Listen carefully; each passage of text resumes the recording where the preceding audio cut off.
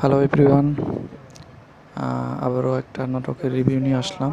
নাটকের নাম কঞ্জুস কাপল। এটা নিলয় ভাই আর হিমি আপু অভিনীত নাটক। তো এই ঈদের নাটকটার ডিরেকশন করেছেন মৃদুল খান ভাইয়া, আর স্ক্রিপ্ট করছে অনামিকা মণ্ডল দিদি। তো নাটকটা দেখে আমার কাছে অসাধারণ লাগলো যে কঞ্জুস আসলে কিপটা হইলে মানুষ যে কতটা কিপটা হইতে পারে, কিপটা নিয়ে আসলে এই জিনিসটা বোঝানো হয়েছে। তো নাটকটা আসলে 10-এর মধ্যে মেবি 8 দেওয়া উচিত রেটিংয়ের মধ্যে।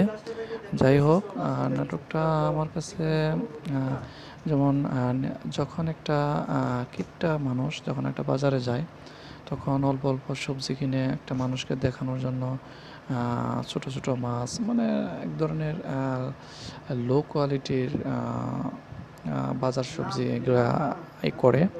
তো এগুলো আসলে একটা তার শাশুড়িকে এরকম আপ্যায়ন করে, তারপর তারা টাকা জমানোর রান করে, তাদের খরচ করার মন মানসিকতা থাকে না, তাদের ওই কিপটামি স্বভাবটা থেকেই যায়।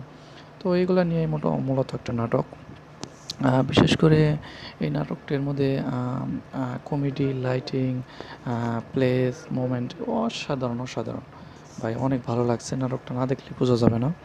তারপর তার জায়গা বেচার, তার আম্মা এত কি তার আম্মা 4-5 কোটি টাকা দেয় কি খরচ করার জন্য, কিন্তু সে গাড়ি বাড়ি কিচ্ছু করতে পারে না, তার কিপটামি স্বভাবটা থেকেই যায়। তো ধন্যবাদ সবাইকে, নাটকটি দেখবেন। আল্লাহ হাফেজ।